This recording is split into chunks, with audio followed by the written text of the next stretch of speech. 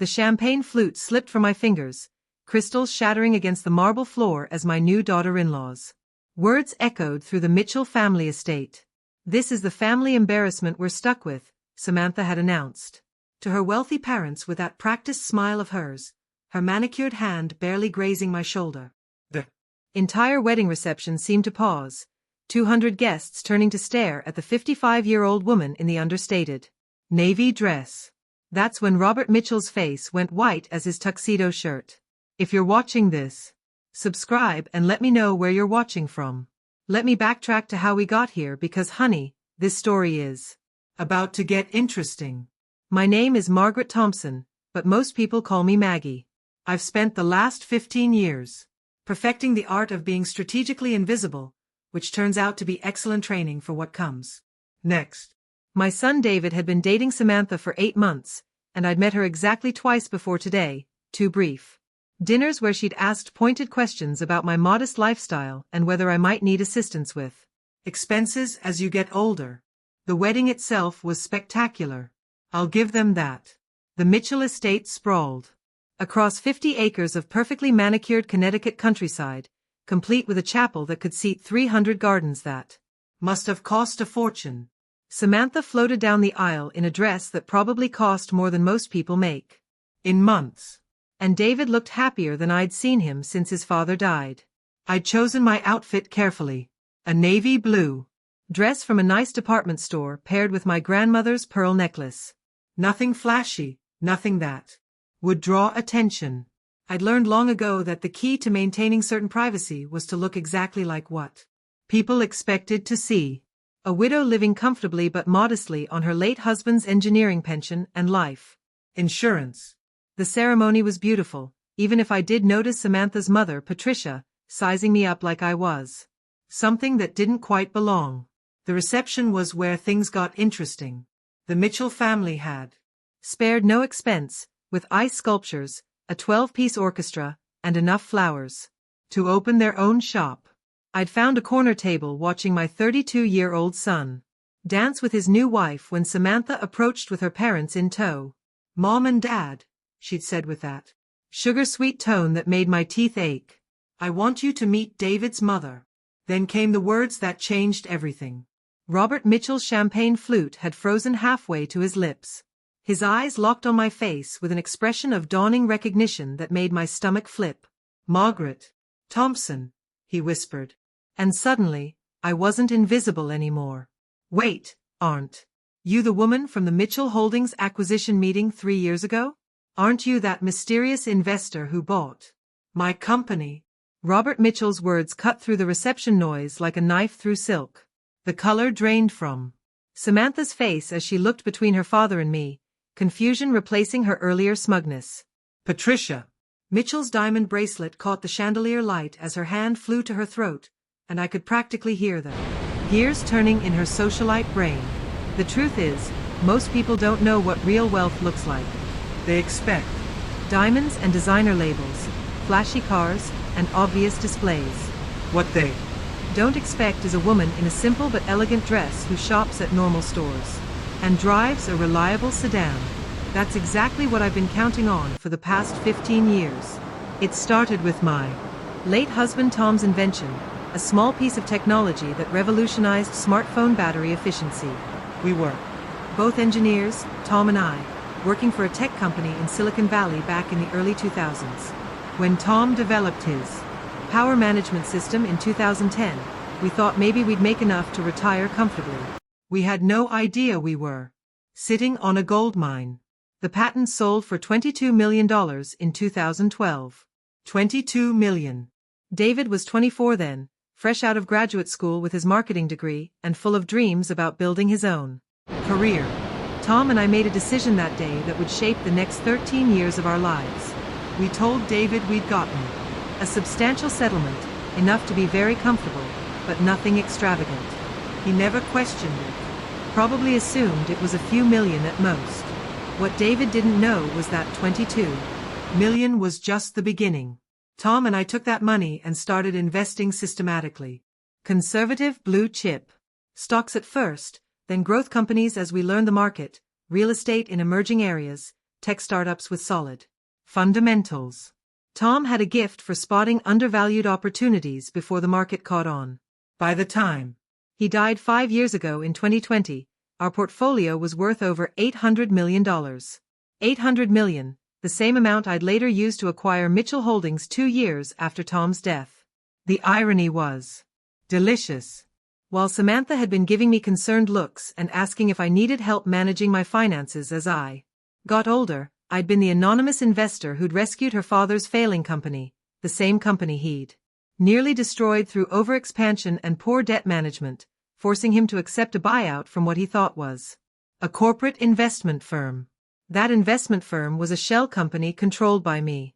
I'd bought Mitchell Holdings not out of malice, but because it was fundamentally sound beneath Robert's mismanagement. The company had good bones, solid customer relationships, and talented employees under proper financial oversight. It was thriving again. The man who'd just been called a family embarrassment had been living off my business decisions for the past 3 years. "I'm sorry," I said quietly, looking directly at Robert. "I think you have me confused with someone else," but we both knew he didn't. I could see the recognition in his eyes, the memory of that boardroom meeting where I'd sat quietly while my attorneys handled the negotiations. He'd barely acknowledged me then, assuming I was just someone's wife along for the formalities. Now, as Samantha stared at us both with growing alarm, I realized my carefully maintained discretion was about to become very complicated. The next morning, I sat in my comfortable apartment, sipping coffee from my favorite mug, watching David pace across my living room like a caged animal. He'd called at 7 a.m., demanding answers to questions I wasn't ready to address. Sleep had been impossible after the reception. My mind replaying Robert Mitchell's recognition and the panic I'd seen flash across Samantha's eyes. "Mom, you have to help me understand what happened last night," David said, running his hands through his hair the same way he had as a frustrated child. "Robert Mitchell pulled me aside after you left and asked some very pointed questions about Dad's patents and your investment activities." I'd slipped out quietly after Robert's revelation, claiming exhaustion. The truth was, I needed time to think. 15 years of carefully maintained privacy had cracked in a single moment, and I wasn't sure how to handle the exposure. David had inherited his father's intensity, but channeled it differently. Where Tom had been methodical and strategic, David was direct and emotional. "What kind of questions?" I asked, though I had a good idea. He wanted to know about Dad's technology patents, about whether you'd been involved in any major business transactions, about our family's actual financial situation. David stopped pacing and fixed me with those serious brown eyes he'd inherited from Tom. "Mom, he seemed to think you were some kind of major investor. It was bizarre." The coffee tasted bitter suddenly. This was the conversation I'd been both expecting and dreading. David had built his career as a senior marketing manager through genuine talent and hard work. He'd earned his position at a respected firm, bought his house through careful saving, and lived within his means because he believed those were the values Tom and I had taught him. How could I explain that while he'd been working 60-hour weeks to earn his promotions, I could have bought his entire company without straining my budget, while he'd been saving diligently for his house down payment? I'd been managing a portfolio worth more than most small towns. "David, sit down," I said gently. "We need to talk." But before I could continue, my phone buzzed with a text message from Samantha.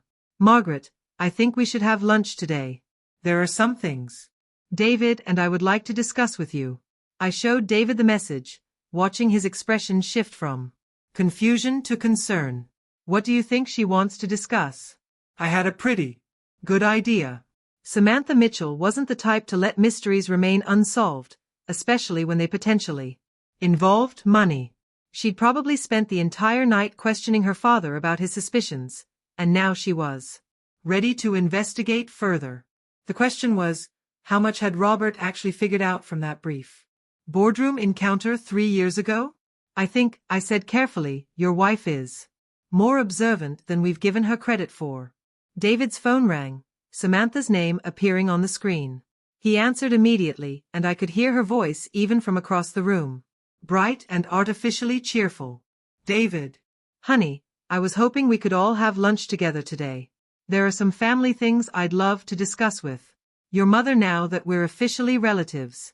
When he hung up, David looked at me with the same expression he'd worn as a teenager when he suspected I knew more about his broken curfew than I was letting on. Mom, is there something you need to tell me about our family's finances? Outside my apartment window, I watched the familiar rhythm of morning. Commuters heading to work. People with straightforward concerns about deadlines and meetings. I envy them their simplicity, their ordinary worries that seemed luxurious compared to mine. Everything, I said finally. I need to tell you everything. Samantha arrived at the restaurant 45 minutes early, already. Seated at a corner table when David and I walked in. She'd chosen the most expensive place in town, I noticed, and had taken the seat that gave her the best view of the entire room.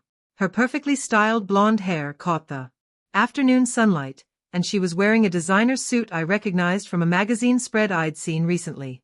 Margaret, David, thank you so much for meeting me, she said, standing to embrace us both. Her smile was radiant, but I caught the calculating look in her green eyes as she assessed my simple black dress and modest jewelry. Ordered us a nice bottle of wine to celebrate being family. The wine was a Bordeaux that cost more than most people spent on groceries in a month. Clearly, Samantha was making a statement about her expectations for this conversation. This is lovely, dear, I said, settling into my chair, though perhaps a bit extravagant for a casual family lunch. Oh, I don't think anything about our family is casual anymore, she replied, her smile never wavering. I spent some time last night talking with Daddy about his business experiences, and he shared some fascinating stories about corporate acquisitions and anonymous investors. David looked between us, clearly sensing undercurrents he didn't understand. Samantha, what does this have to do with lunch? She ignored him, focusing entirely on me. You know, Margaret, I majored in business at Wharton. I find corporate finance absolutely fascinating, especially complex investment structures and shell companies. Daddy mentioned that when Mitchell Holdings was acquired, the buyer was remarkably discreet. I sipped my wine and waited. Let her make the first real move. The interesting thing about discreet investors, she continued, is that they often have very good reasons for maintaining their privacy, usually involving substantial wealth, that they prefer to keep out of public attention. That sounds reasonable, I said calmly. Samantha leaned forward, slightly, her voice taking on the tone of someone sharing a delicious secret. Daddy said the woman in the acquisition meeting was quiet, elegant, and seemed to defer to her attorneys, but he remembered thinking at the time that she had the bearing of someone accustomed to making significant decisions. David was staring at me now, pieces beginning to fall into place in his mind. Long before I could respond, Samantha pulled out her phone and showed us a photograph. It was a news article from 3 years ago about the Mitchell Holdings acquisition, including a small photo from the signing ceremony. There, partially obscured by lawyers and corporate executives, was a woman in a navy blue dress whose face was barely visible. The photo quality isn't great, Samantha said conversationally, but the woman's posture, her height, even the way she holds her purse, it's remarkably similar to yours, Margaret. The silence stretched between us as David studied the photo, recognition dawning in his expression. I had to admire Samantha's thoroughness, even as I felt my carefully constructed privacy beginning to unravel. That's quite a coincidence, I said finally. Isn't it? Samantha's smile had a sharp edge now. Of course, coincidences happen all the time, like how my family's financial difficulties began right around the time someone paid $800 million for Daddy's company, or how that same mysterious investor seemed to vanish completely after the acquisition, almost like they preferred to remain anonymous. David set down his wine glass with shaking hands. Mom, please tell me. You're not who she thinks you are. I looked at my son, at the young man I'd raised to value honesty and integrity above all else, and realized that 15 years of well-intentioned deception had finally caught up with me. David, There are some things about your father's patents and our investments that I never explained to you. Samantha's triumph was evident in every line of her perfectly composed face. But as I watched her savor what she clearly thought was her moment of victory, I found myself wondering if she had any idea what she'd just unleashed. 3 days later, I sat in my financial advisor's downtown office, watching James Harrison review the documents I'd requested. The lunch with David and Samantha had ended with my son storming out after I'd confirmed his worst suspicions, and his new wife making veiled suggestions about family, financial planning, and shared responsibilities. Now I needed to understand exactly what position I was in. Margaret, I have to say this is an unusual request, James said, adjusting his wire-rimmed glasses as he studied the Mitchell family financial profile spread across his mahogany desk. Why the sudden interest in your daughter-in-law's family background? I'd called James the morning after our disastrous lunch, asking for a comprehensive analysis of the Mitchell family's current financial situation. What I'd learned was more complex than I'd expected, because I didn't realize when I bought Mitchell Holdings that I was acquiring my future daughter-in-law's inheritance. James' eyebrows shot up. Your daughter-in-law? The one who just married David? When I nodded, he let out a low whistle. That's complicated. Tell me something I don't know. He pulled up several files on his computer, cross-referencing data I'd requested. All right, let's walk through this chronologically. In 2021, Mitchell Holdings was struggling with debt service on expansion loans they'd taken in 2019. Robert Mitchell had overextended the company, buying smaller competitors, and when the economy tightened, they couldn't service the debt load. I remembered that acquisition well.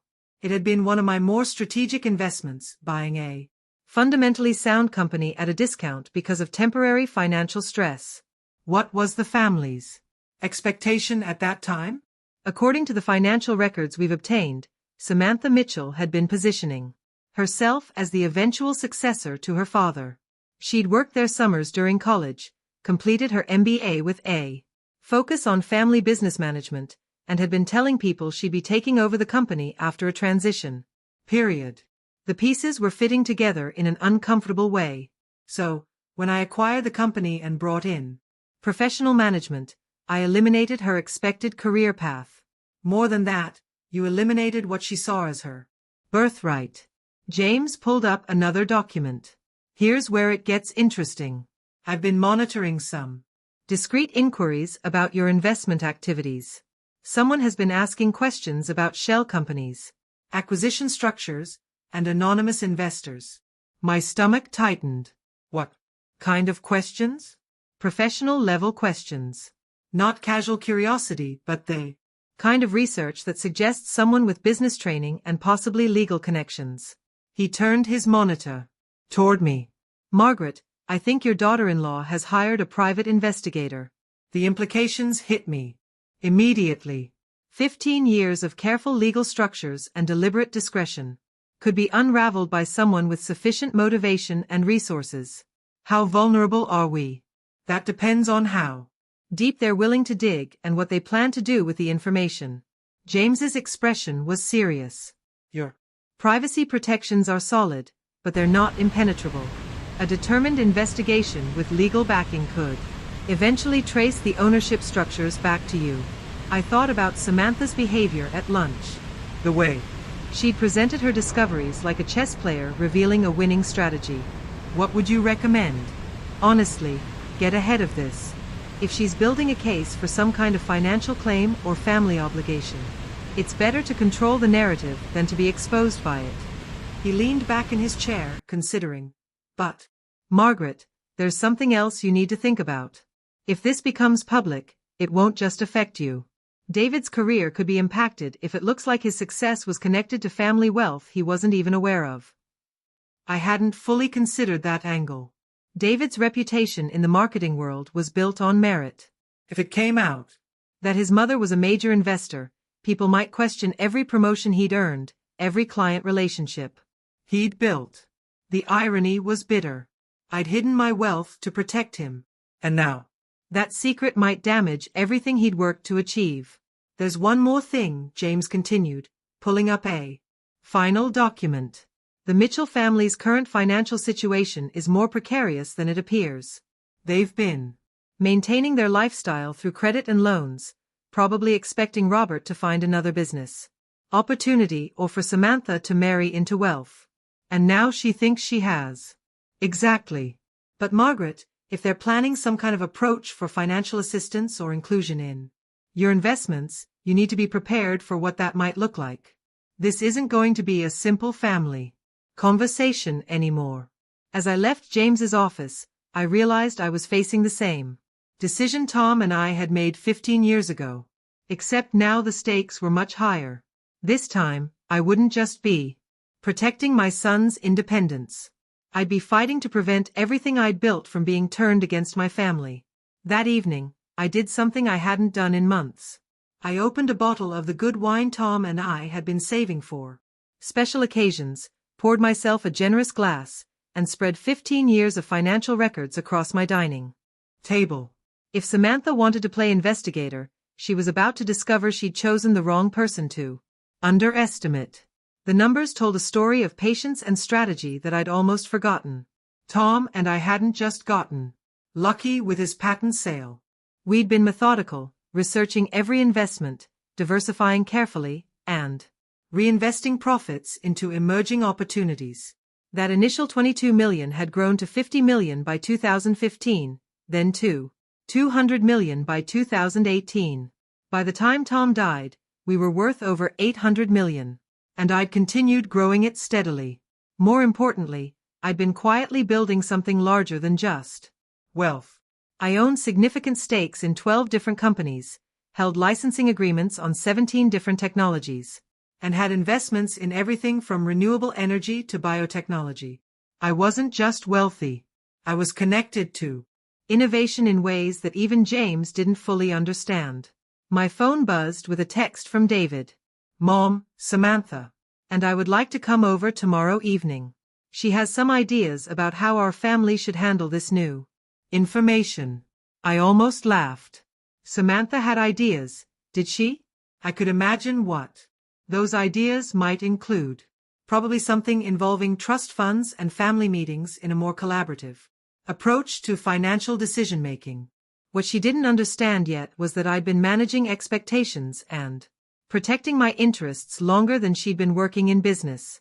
I pulled up the legal documents James had provided about the Mitchell family's finances. Their situation was more fragile than I'd initially realized. The family estate was mortgaged at 80% of its current value. Their investment accounts had been systematically depleted to maintain their lifestyle, and they had significant credit obligations tied to Robert's assumption that he'd eventually monetize his business relationships. Robert Mitchell thought he'd retired comfortably on the proceeds from selling his company. But the reality was more complex. Much of his retirement income came from consulting fees and board positions I'd arranged through Mitchell Holdings' new management. His comfortable lifestyle was more dependent on my continued ownership than he realized. But that was just the surface. I opened my laptop and began researching the specifics of Samantha's recent activities. If she'd hired a private investigator, there would be traces, financial records, communication patterns, changes in her daily routine that suggested she was building a case for something. What I found was fascinating and concerning. Samantha had indeed hired a private investigation firm specializing in corporate asset tracing. She'd also been in contact with an attorney who specialized in family wealth disputes. Most telling, she'd opened several new credit accounts in the past month, probably financing her investigation with the expectation that it would pay off substantially. She hadn't married my son for love. She'd married him as an investment strategy.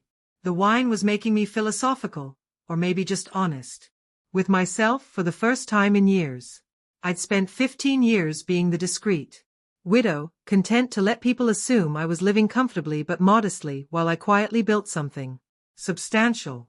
But Samantha's little performance at the wedding reception had changed something fundamental. I was tired of being underestimated, more than tired. I was done. Tomorrow, when David brought his wife to discuss her ideas for our family's financial future, I was going to give them both an education in exactly who they decided to investigate. Because Margaret Thompson, the careful investor, was about to become Margaret Thompson, the strategic opponent, and I had 15 years of experience in winning games that other people didn't even know they were playing. David arrived at my apartment the next evening with Samantha, both carrying themselves like diplomats approaching a delicate negotiation.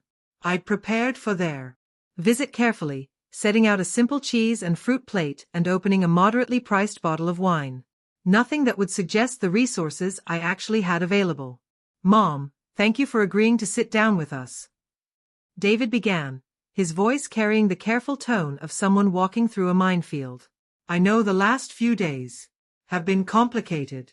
Samantha had dressed for the occasion in a conservative business suit. Her MBA training evident in the portfolio she carried and the way she'd arranged herself in my chair. Margaret, I want to start by saying that everything we discuss tonight stays within the family. We're all on the same side here. I almost smiled at her presumption. Of course, dear. What did you want to discuss? She opened her portfolio, revealing several documents she'd obviously prepared with care. Well, I've been thinking about our conversation at lunch, and I realize we may have gotten off on the wrong foot. What I'd like to propose is a more collaborative approach to family financial planning. Collaborative how?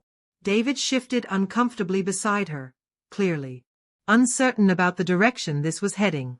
Samantha has some ideas about how we might structure things to benefit everyone involved. The thing is, Margaret, Samantha continued, her voice taking on the confident tone of someone presenting a business proposal. Family wealth works best when it's managed strategically across generations. David and I have been discussing how we might create a structure that protects your privacy while providing more transparency for family planning. There it was, the real purpose of this meeting. I sipped my wine and waited for her to continue. We were thinking about establishing a family foundation, something that would allow us to make charitable contributions while also providing some tax advantages and investment coordination. She pulled out what looked like a preliminary legal document. I've had some initial conversations with an attorney who specializes in family wealth management.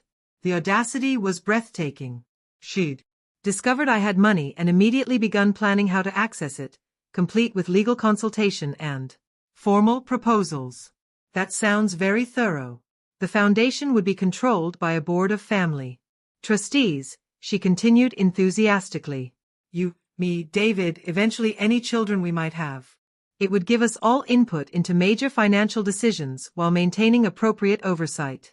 David was staring at the documents she'd produced, looking overwhelmed. Samantha, maybe we should slow down here. This is a lot to process.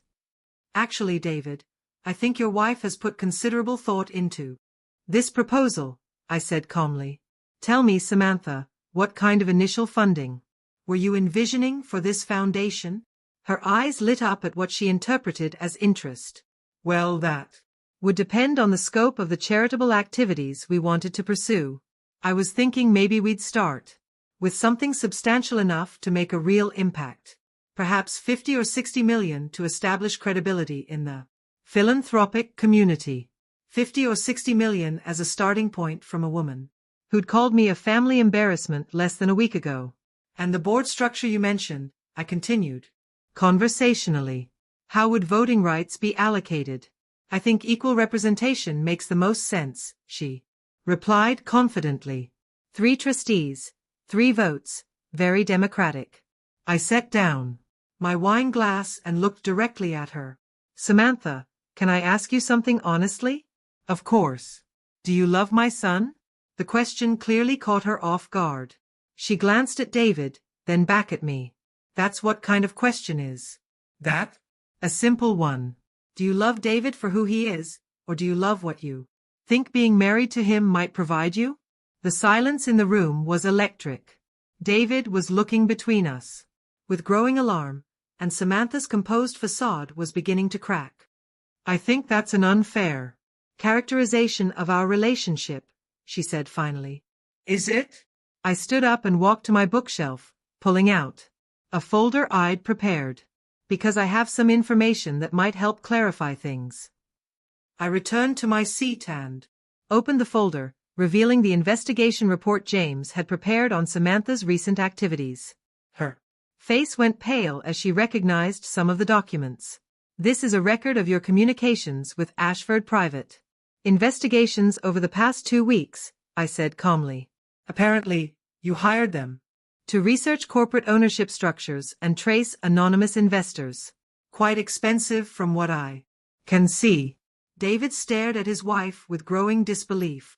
Samantha, you hired private investigators. It's not what it sounds like, she said quickly. I was just trying to understand our family's financial situation better. You were building a case, I corrected.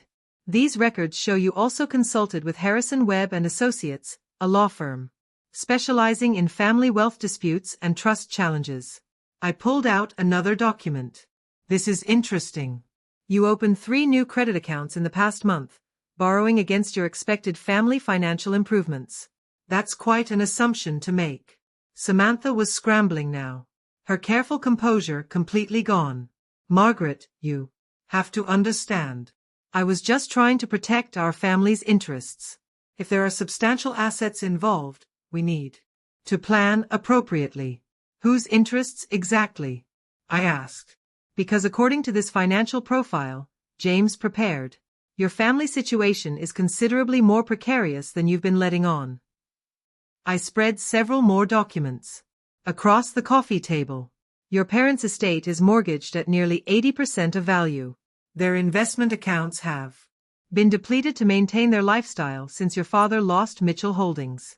Most of their current income actually comes from consulting arrangements I've maintained through the company's new management. David was reading over the documents, his face cycling through confusion, anger, and something that looked like heartbreak. Mom, how do you know all this? Because David, when someone tries to investigate me, I investigate them back. And what I found is that your wife's family has been living on borrowed time and borrowed money for the past 3 years. Samantha found her voice, but it was shaky now. That doesn't change the fact that we're family now, that we should be working together instead of against each other. You're absolutely right, I said, standing up and walking to my window. We should be working together. The question is, what kind of work did you have in mind? I turned back to face them both. Because here's what I think happened. You discovered that I have money, and you immediately began planning how to access it. Not how to contribute to it, not how to help manage it, but how to restructure it so you'd have control over spending decisions. That's not fair, Samantha protested. Isn't it? Pulled out one more document from my folder. This is a recording of a phone conversation you had with your college roommate 3 weeks before you met David. In it, you specifically mention that you're tired of dating men who can't provide financial security and that you're looking for someone from a stable family with good long-term prospects. The silence that followed was absolute. David was staring at his wife like he'd never seen her before. And Samantha looked like she was calculating how quickly she could retreat from this conversation. David, I said gently, I think you need to ask yourself whether the woman you married is the person you thought she was. But even as I said it, I realized that this confrontation was just the beginning. Samantha Mitchell wasn't the type to give up easily, and I'd just shown her exactly how much was at stake. If she'd been strategic before, she was about to become dangerous. What happens now? David asked quietly. I looked at my son, at the man I'd raised to value honesty and hard work, and made a decision that would change all our lives. Now we find out what everyone is really made of. The next 2 weeks passed in careful silence. David moved back to his apartment temporarily, telling me he needed time to process everything and figure out what's real anymore. Samantha had stormed out of my apartment that night, but not before making it clear that she considered our conversation a declaration of war. She proved to be more dangerous than I'd anticipated. The first sign of trouble came when James Harrison called me on a Friday morning, his voice tight with concern. Margaret, we have a problem. Someone has been making inquiries with the SEC about your investment structures. Professional Inquiries suggesting they're building a case for some kind of regulatory violation. I felt my stomach drop. What kind of violations? Failure to properly disclose beneficial ownership in publicly traded companies. Potential insider trading around some of your acquisitions. Questions about whether your shell companies properly reported their activities. He paused. Margaret, this isn't casual curiosity anymore. Someone is trying to build a legal case against you. I knew exactly who that someone was. How serious is this? Depends on what they find and what they intend to do with it. Your structures are legal, but complex financial. Arrangements can sometimes look suspicious to regulators who don't understand the full context. If they file a formal complaint, you could be looking at months or years of investigation, even if you're ultimately clear. The implications were staggering. Not just the legal costs and time, but the publicity that would destroy the privacy I'd maintained for 15 years. What would you recommend? Honestly, end this before it gets worse. Whatever family dispute triggered this investigation needs to be resolved quickly because regulatory scrutiny has a way of expanding beyond the original complaint. I hung up and sat in my apartment thinking through my options. Samantha had escalated from private investigation to potential legal warfare, probably hoping to force me into a settlement rather than risk public exposure. It was actually a clever strategy, if morally questionable. My phone rang. David's name appeared on the screen. Mom, we need to talk. Something's happened. He arrived an hour later, looking haggard and older than his 32 years. Samantha's filed for separation, he said without preamble. Her lawyer says she's concerned about potential financial liabilities from undisclosed family assets. I almost admired her thoroughness. By filing for separation, she was protecting herself legally while positioning for a potential divorce settlement. I'm sorry, David. Are you? He looked at me with eyes that held more pain than anger because it feels like you orchestrated this whole thing. Like, you wanted my marriage to fall apart so you could prove some point about her motivations. The accusation hit harder than I'd expected. David, I never wanted your marriage to fail. I wanted you to understand who you'd married before it was too late to make an informed choice. By destroying her family's financial security, by investigating her like she was a criminal. He shook his head. Mom, I don't even know who you are anymore. That hurt, but I pushed through it. The same person who raised you to value honesty and integrity. The same person who wanted you to succeed on your own merits rather than family money. And look how that turned out, he said bitterly. My wife is leaving me. Her family's financial situation is collapsing. And now I find out my mother is some kind of corporate mogul who's been lying to me for 15 years. I wanted to reach for him to comfort him the way I had when he was a child with a scraped knee or a broken toy. But the distance between us felt unbridgeable. David, there's something else you need to know. Samantha has filed complaints with federal regulators about my investment activities. She's trying to force me into a public legal battle. He stared at me. What does that mean? It means this isn't over. It's just beginning. And I need you to decide whether you're going to stand with me or let her destroy everything I've built to protect our family. The silence stretched between us. Finally, David looked up at me with something that might have been the beginning of understanding. What do you need me to do? The meeting took place in James Harrison's conference room the following Monday. Present were myself, David, Samantha, her attorney, Marcus Webb, and her parents, Robert and Patricia Mitchell. The atmosphere was tense enough to cut with a knife. Let's be clear about why we're here, Marcus Webb began, adjusting his expensive suit as he spread documents across the mahogany table. My client has discovered that Mrs. Thompson has been concealing substantial assets while allowing her son's wife's family to experience financial hardship. This suggests either a deliberate pattern of deception or potential financial impropriety that warrants investigation. James Harrison, sitting beside me, responded calmly. Mr. Webb, Mrs. Thompson's financial activities are completely legal and properly reported. Your client's recent regulatory complaints appear to be motivated by personal grievances rather than legitimate concerns. Samantha leaned forward, her voice carefully controlled. This isn't about personal grievances. This is about family responsibility and transparency. Margaret has been manipulating people's lives while pretending to be something she's not. I finally spoke.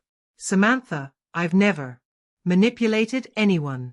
I invested in underperforming companies and improved them. I maintained my privacy because I preferred discretion to publicity. Neither of those things is illegal or immoral. You bought my father's company and let him think he'd failed as a businessman, she shot back. Your father did fail as a businessman, I replied. Evenly. I saved his company and protected his employees' jobs. Under his management, Mitchell Holdings would have been bankrupt within months. Robert Mitchell, who'd been silent until now, cleared his throat. Mrs. Thompson, I appreciate what you did for the company, but you can't deny that you've been strategic about concealing your involvement in our family's affairs. Strategic, yes. Deceptive, no. You never asked about my investment activities, and I had no obligation to volunteer the information. Marcus Webb pulled out a thick folder. Mrs. Thompson, we have evidence that you've used your financial position to manipulate multiple situations involving my client's family. The consulting fees paid to Mr. Mitchell, the timing of various business decisions affecting their financial stability, even the investigation into my client's personal activities. Evidence of what exactly? James asked. Of a pattern of control and manipulation, designed to maintain power over this family's financial future. I looked around the table at these people who thought they understood the game they were playing. Mr. Webb, let me make something very clear. I don't control your client's family. I don't owe them money. I don't owe them explanations.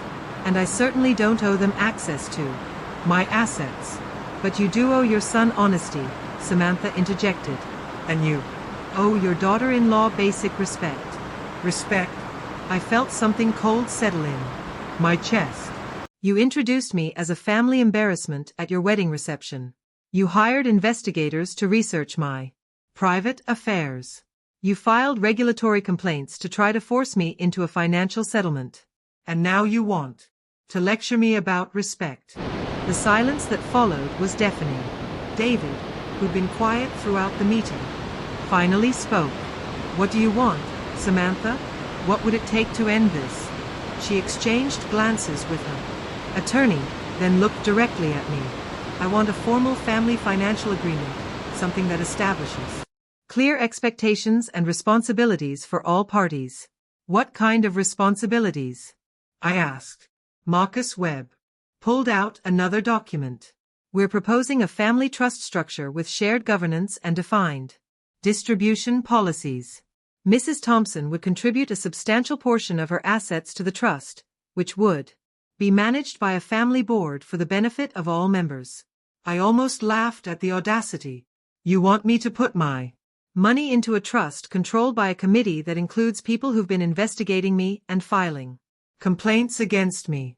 We want a fair arrangement that protects everyone's interests, Samantha said. I stood up and walked to the conference room window, looking down at the city street where people were going about their normal lives, oblivious to the financial warfare being conducted 20 floors above them.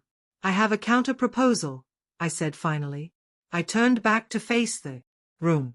Samantha, you have 72 hours to withdraw all regulatory complaints and cease all investigation activities.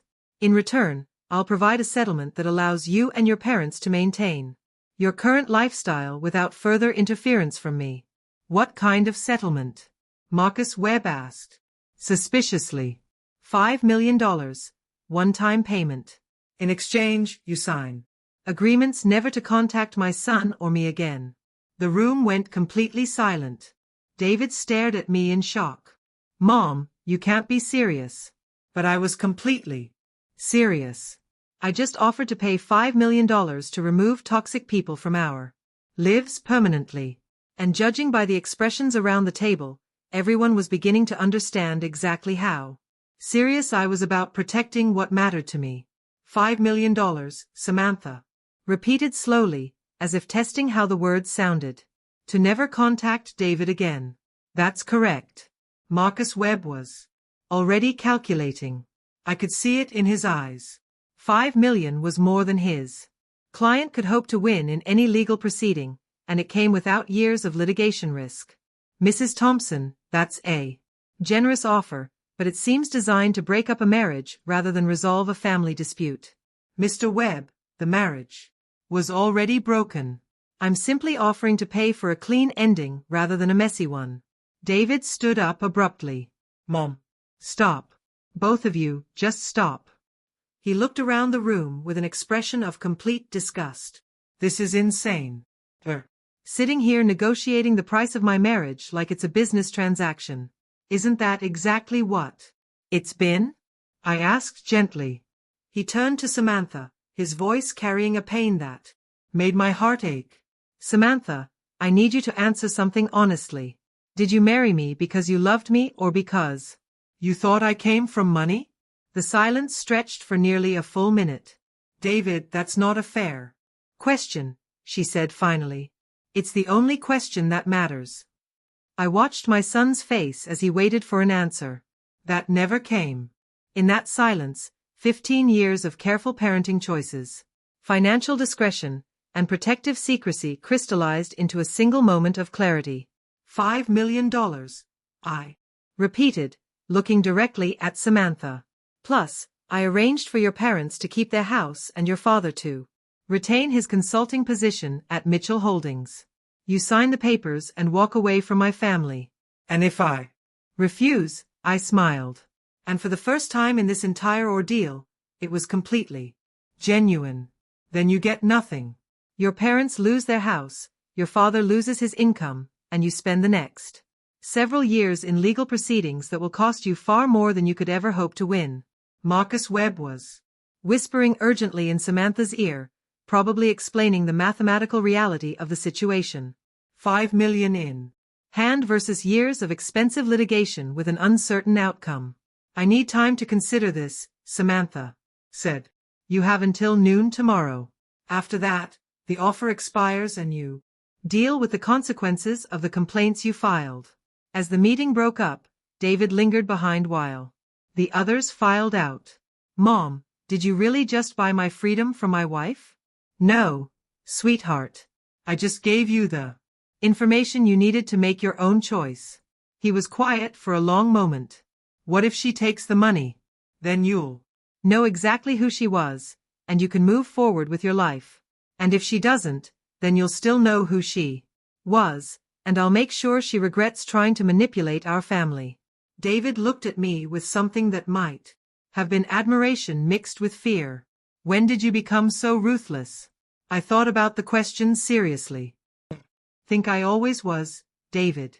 I just never had a reason to show it before. The next morning at 11:47 a.m., Marcus Webb called James Harrison to accept the settlement offer. By 5 p.m., the papers were signed and the money transferred. Samantha took the $5 million and disappeared from our lives as completely as if she'd never existed. David filed for divorce the following week, citing irreconcilable differences. 6 months later, he called me on a Sunday evening. Mom, I met someone. Her name is Sarah. She's a teacher and she has no idea you're wealthy. How do you know? Because when I told her my mother lived in a nice apartment and drove a reliable car, she said that sounded like the kind of woman who had her priorities straight. I smiled, feeling something relaxed in my chest that had been tense for years. She sounds perfect. When do I get to meet her? Next Sunday. But Mom, when we have dinner, can you just be the woman who raised me to work hard and treat people with respect? Can you leave the corporate mogul at home? I laughed, realizing that after 15 years of hiding who I was, I'd finally learned the difference between being invisible and being private. Of course, sweetheart. But if she turns out to be investigating our family finances, all bets are off. Deal, he said, and I could hear him smiling through the phone. For the first time in months, the future looked exactly as bright as I'd always planned it would be. Thanks for listening. Don't forget to subscribe and feel free to share your story in the comments. Your voice matters.